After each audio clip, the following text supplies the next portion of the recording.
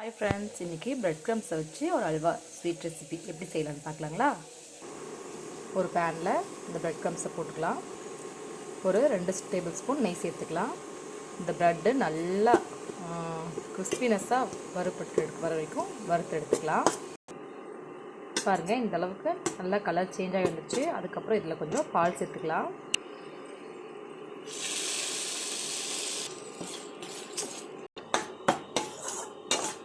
ஸ்வீட்னஸ்க்காக ஒரு 2 ஸ்பூன் சர்க்கரை சேர்த்துருக்கேன். இது நல்லா கைவிடாமல் கிளறி எடுத்துக்கலாம்.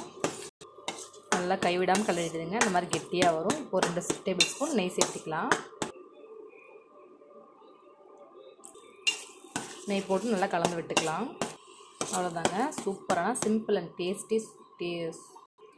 ஈஸியான ஒரு அல்வா ஸ்வீட் ரெசிபி ரெடி. கண்டிப்பாக நீங்களும் ட்ரை பண்ணி பாருங்கள் ஃப்ரெண்ட்ஸ். ஓகே ஃப்ரெண்ட்ஸ், பாய், தேங்க்யூ.